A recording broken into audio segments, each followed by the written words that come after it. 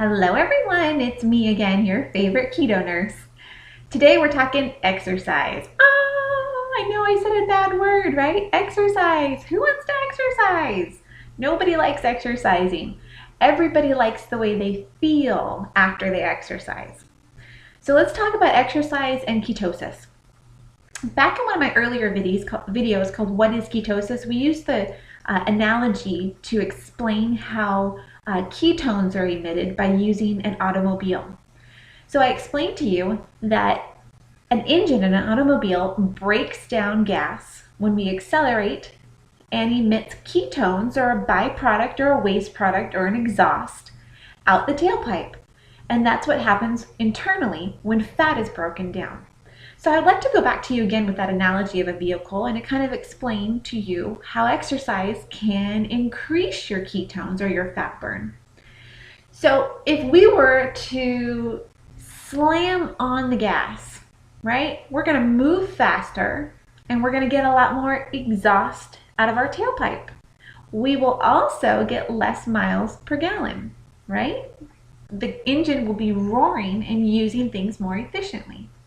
The same way with exercise. When we put a demand on the body, when we slam down the gas, when we exercise, that demand on the body creates the body's need for more energy, for more gas. With more energy, we get more fat burn, we get more ketones or byproduct out of our tailpipe or on our keto stick, and we lose weight quicker. We lose weight faster. We lose weight a little bit more comfortably as well. When we are exercising the way that we should, we can actually consume a little bit more carbs than we normally do. So, that's what I tell everybody. I'm not asking that you get a personal trainer at the gym. If you already have one and you enjoy it, continue. I'm also not asking or suggesting that you start CrossFit. If you're already doing it, keep up with it. Or any other of those high intensity kinds of programs that you see. Unless you're already doing it, there's no need to start. I'm truly just suggesting about 30 minutes of moderate activity. Me personally, I do about 30 minutes either on a treadmill or outside of my neighborhood walking, and that does it.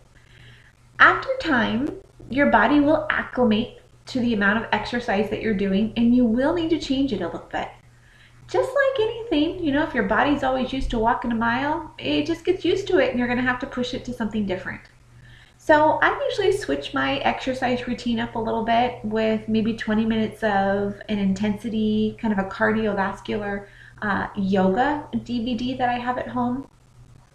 Sometimes I do a little extra running around the house with my kids where we chase and do hide and seek as opposed to just 30 minutes on the treadmill. Interval training is also a wonderful suggestion where you're doing 2 to 3 minutes of a high intensity type of a workout followed by several minutes of a lower intensity, kind of back and forth, what we call interval training. Swimming is always my number one exercise choice. Unfortunately, it's just not always an option. If you have a pool, if you have access to a pool, get in it. You'll be amazed at the color on your keto stick. So that's my suggestion for exercise. I want to caution you though, and the reason that I don't suggest things like CrossFit or personal trainers, those real high intensities, sometimes exercise on a low carb diet can induce hunger. So if you're noticing that, hey, I had a great workout at the gym this morning and I've been hungry all day long, it's probably why. Your exercise is a little too much to sustain the carb count that you are taking in, and it might create cravings. All that means basically is that you've put more demand on the body than the body's able to create from your fat stores. So lower your intensity a little bit, or the duration, whichever you think might be most beneficial, to allow the body to kind of stay in link with how much it's pulling from your fat stores so that it doesn't get triggered for you to be hungry. If you have any questions, as always, reach out to me. I love questions, and I hope you all are having a wonderful day, and I'll see less of you tomorrow.